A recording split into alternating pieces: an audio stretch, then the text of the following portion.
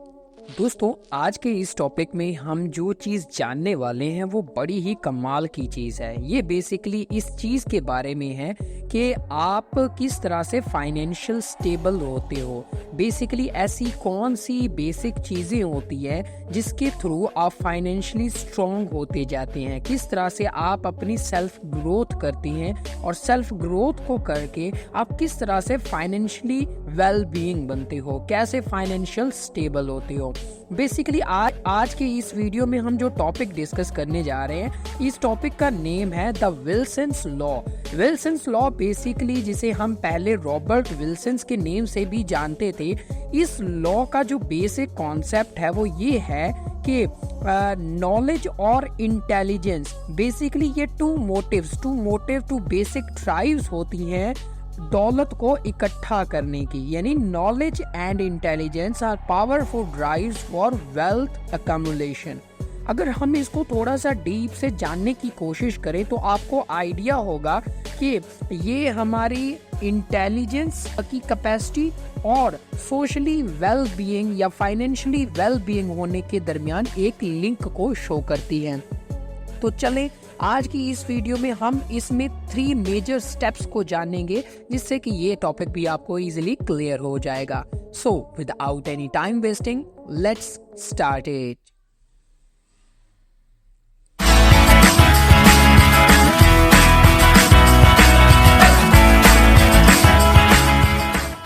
So step number 1 है the infinite value of knowledge.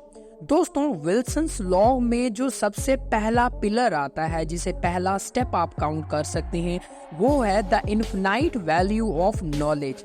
देखिए, आज के इस बढ़ते हुए दौर में जहां हर चीज इवॉल्व हो रही है, हर पर्सन को इस चीज का आइडिया है कि मैंने नई से नई चीज को सीखना है और जो भी मेरे अंदर चेंजिंग आनी है, जो भी नेसेसरी चेंज है वो मैंने अपने अंदर लाना है। तो क्या कि लोग जो है नॉलेज को एक्वायर कर रहे हैं, अपनी इंटेलेक्चुअल एबिलिटीज को एक्सपेंड कर रहे हैं, जिससे क्या हो रहा है कि वो उनको नई नई अपॉर्चुनिटीज मिल रही है, वो अपनी लाइफ में आने वाले चैलेंजेस को इजीली फाइंड आउट कर पा रहे हैं। और जब आप किसी भी चैलेंज को फाइंड आउट कर लेते हो तो आपको ये भी पता आइडिया हो जाता है, यानी आपको ये भी आइडिया हो जाता है कि किस तरह से मैंने सोशली स्टेबल होना है, यानी मैंने कैसे अपने फाइनेंशियल डिसीजंस को लेना है। तो नॉलेज बेसिकली एक फर्स्ट स्टेप होता है जो कि क्रिएट करता है अ लॉट ऑफ एंटरप्रेन्योरशिप्स को।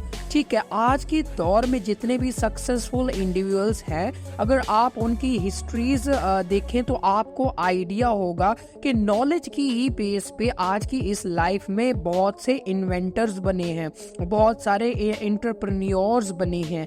ठीक है, और जितने भी प्रॉफिटेबल बिजनेस है वो नॉलेज की बेसिस पे ही होता है। बेसिकली नॉलेज जो है एक की कॉन्सेप्ट है that knowledge is the currency of innovation and innovation can lead to financial success।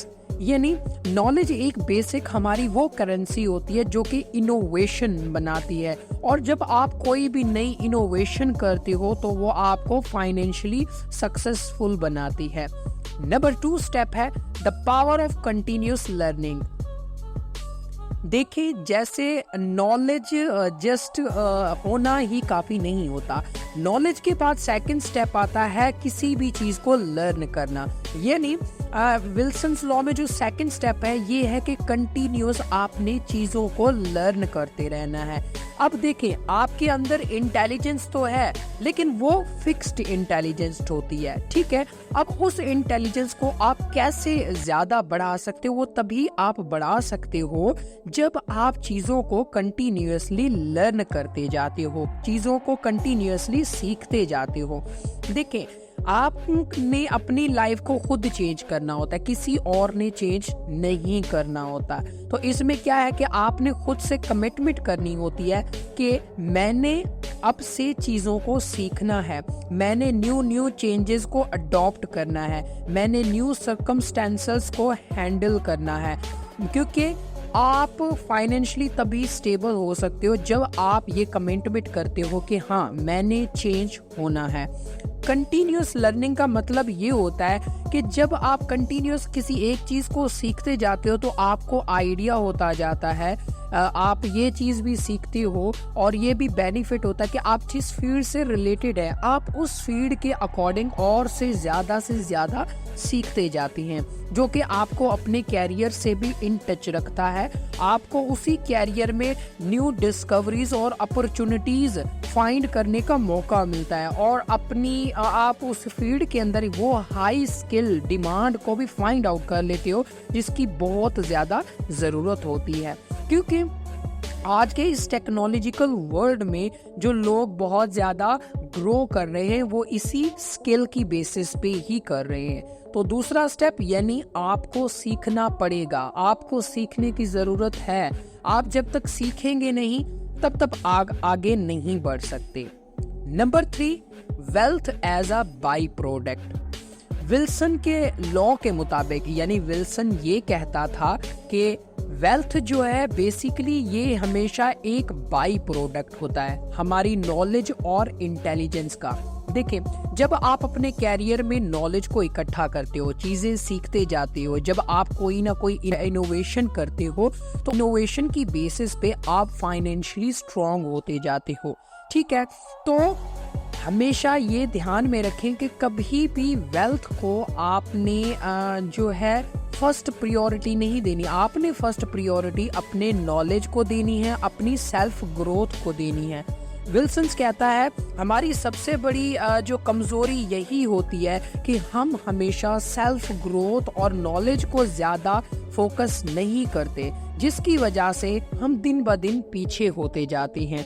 अगर आप अपनी लाइफ में आगे आना चाहते हो, आगे बढ़ना चाहते हो तो कोशिश करें नॉलेज को इकट्ठा करें, ठीक है, उसके अकॉर्डिंग स्टेप्स लें और कंटिन्यूस लर्न करते जाएं। कभी भी ये ना सोचें कि मैं इससे फेल हो गया हूँ, इस चीज से मैं फेल हो चुका हूँ। नहीं, आपने कंटिन्यूस लर्न करते जाना है। आप जब अपनी लाइफ में चैलेंजेस को फेस करते जाते हो, नई नई चीजें सीखते जाते हो, अपने नॉलेज और इंटेलिजेंस को प्रायोरिटाइज करके आप रखते हैं, क्योंकि वेल्थ से जो खुशी मिलेगी आपको वो एक लिमिटेड टाइम के लिए होगी, क्योंकि वेल्थ खत्म भी हो सकती है, बट आपका नॉलेज और आपकी इंटेलिजेंस वो कभी भी कम नहीं होती, उल्टा आप उसको और ज्यादा बढ़ा सकते हो।